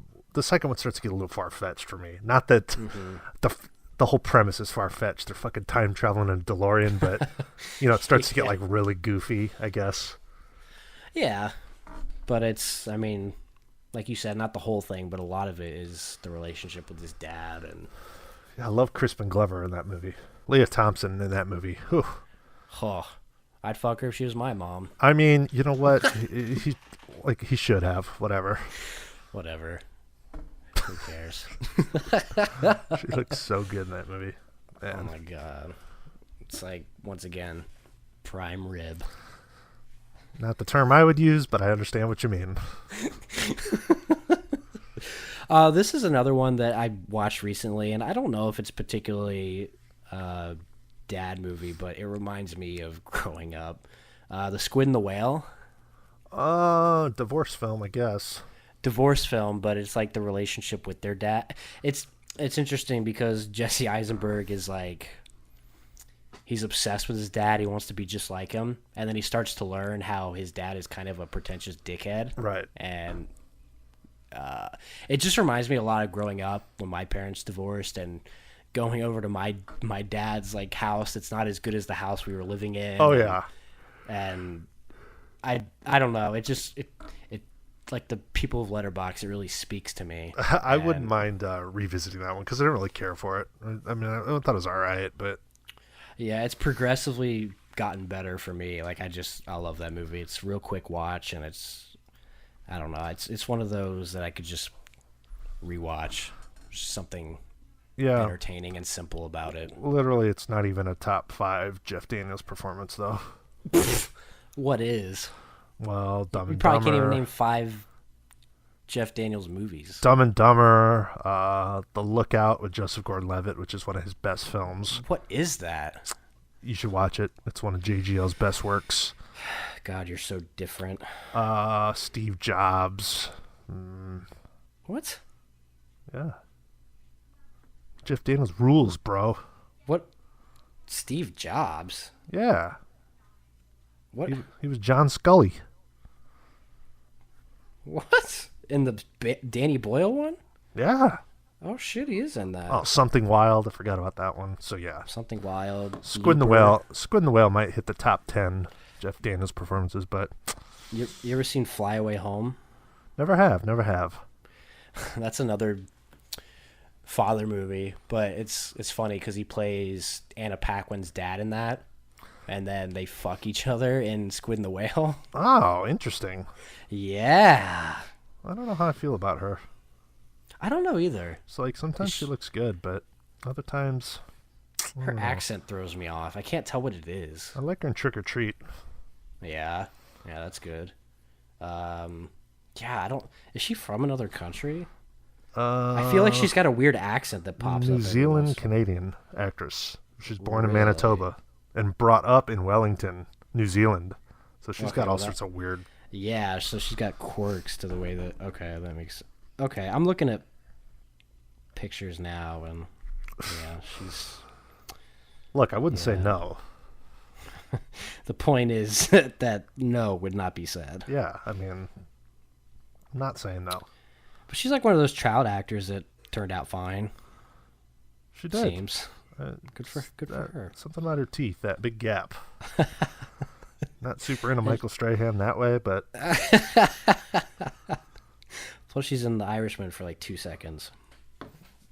no. Yeah, I'd give it to her. Anyways, On Golden Pond.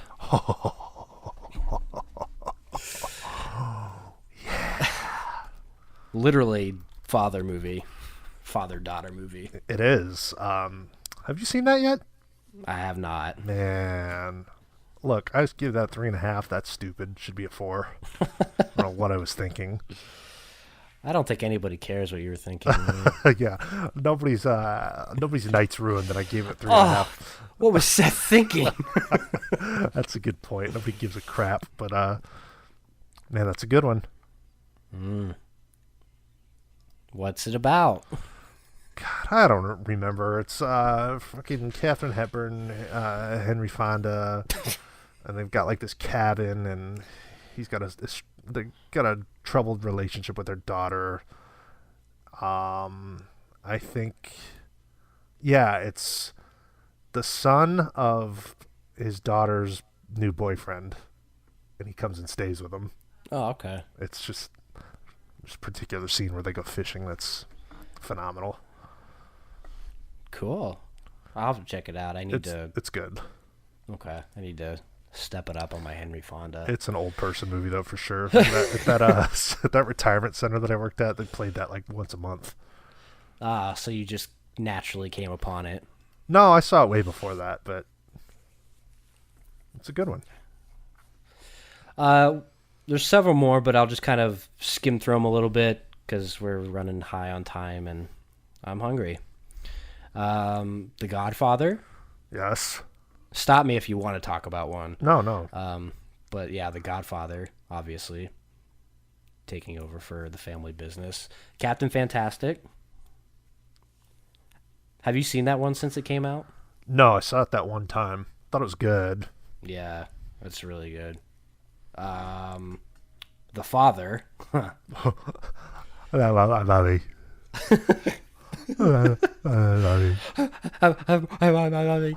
Jingle All the Way. Why didn't we talk about that?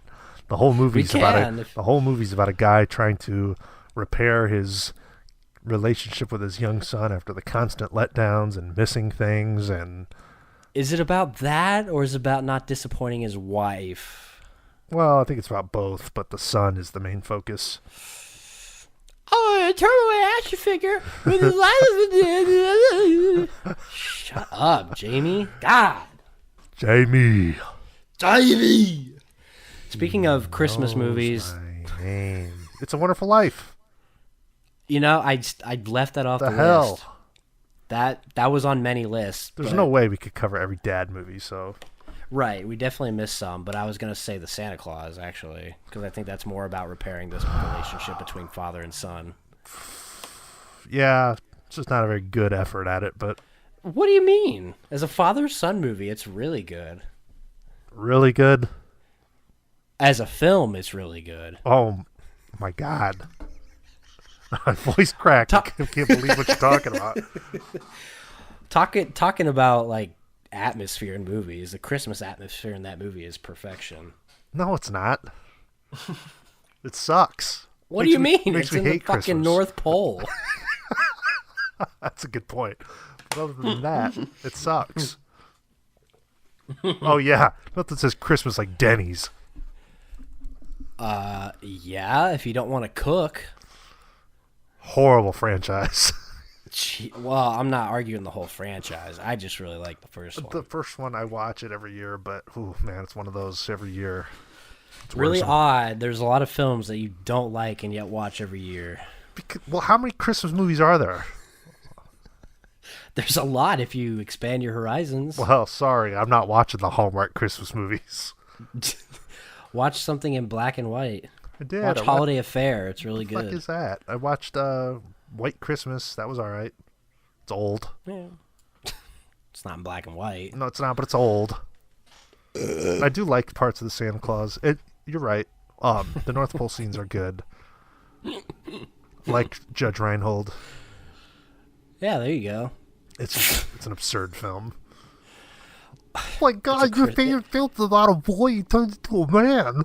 No, I was going to say it's a Christmas movie. It's like you're arguing about The Dark Knight. It's about a guy in a bat suit. It's about a guy who becomes Santa Claus. Like, what do you expect? Yeah, but why in like a movie like that do all the adults believe that it makes no sense. Adults know that Santa Claus isn't real. So why in that movie does Santa Claus really exist? Because it's a fantasy movie. It's something. You don't have an answer for that, do you, buddy? Well, it's a fantasy movie. How do you explain magic in Harry Potter? How do you explain wizards and orcs and stuff in Lord of the Rings? Entire duration of the film, Neil and his wife are trying to get the custody of Charlie because Spit they think it he's out. fucking insane because Santa doesn't exist, and suddenly they believe that Santa's real at the end. Because he's the embodiment of Santa. He's right there in front of their faces. They can see it. You try and make things sound way more intelligent You than they remember? are. You remember the part in that movie when Neil's like, "I've never seen $1 million." Well, just because you don't believe in it doesn't mean it doesn't exist. How So then could he I sees forget that Santa shitty Claus. dialogue? So then he sees Santa Claus and he believes. Do you remember that part when Neil's blowing on a wiener? It's my favorite part. Oh, God. I'm just sticking it up. I do enjoy the film. It's Christmassy. It's kind of, it's lost It's a silly. little charm for me as an adult, but it's fine. It's just the magic of Christmas. Sorry you never got your weenie whistle on Christmas. I have one. Oh, sorry you never got your mystery date game on Christmas. I didn't get that. We're elves with attitude. Oh, I hate that part. I don't like that part. Or the part with the ZZ Top song. Oh, my God. Why are they walking that way? It's so meta. I got my hands up. Couple more. We're almost done. Give me all your loving. Life is Beautiful. Never seen Ever it. seen it? Is that Sean Penn? No, it's Italian. Oh, I Roberto thought that was where Sean Penn is playing the mentally handicapped. Oh, that's I Am Sam. Never mind. Not even the same. Don't know what I was talking about. Life is Beautiful. Roberto Benigni. Jersey Girl. Yeah. Not a bad movie. It's not a good movie. It's nothing to talk about, but it's average. Yeah. Okay. Beginners. Good gay dad movie. Interstellar. Good gay dad movie. Yeah, but it's a fatherly film. Well, the end for sure. Nolan's best scene. Finding Nemo. Hate it. Do you really? I can't stand the movie. I hate Finding Dory. Oh, I think I like Finding Nemo. I can't remember. If Ellen DeGeneres is a star, I'm not watching it. can't even start her own show anymore. Yeah, she sucks. And Big Daddy. Horrible movie. That's one I watched a lot, but I don't know. I probably does not hold up It's now. Whatever. It's ridiculous. It is. Like, there's no way that the state would allow some guy who kidnapped a kid to keep the kid. Yeah. Well, I guess he doesn't keep the kid. He gives it to the rightful father. But That's just one of those movies. It's funny to me because people talk about it like it's oh my God, Big Daddy. Like it's a fucking Oscar winner, you know? I just like the apartment he lives in. It is pretty cool. I don't mind the movie. Yeah. It's just whatever. Top 10 houses in film is probably in there. We should do that. Okay, we'll do best houses next episode. You better. Josh Baskin's loft has got to be in there. Oh, it has to be, obviously. Pee-wee's house. Oh yeah. Best movie houses. Well, we're running bone dry. Dad movie, career opportunities. It's about Jennifer Connelly's relationship with her dad. I mean, you're not wrong. Dude, she's so fucking hot.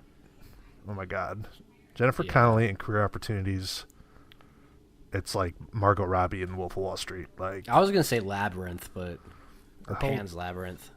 Pan's Labyrinth. Sorry. Jennifer Which Connelly. shitty Labyrinth movie? That's just Labyrinth. God, man. Anyways, just want to talk about Jennifer Connelly's tits for a second. Anyways, that does it. Well, we missed a lot because it's not possible to talk about them all, but yeah, I think it was a good discussion. Let us know. What are your favorite films about dads?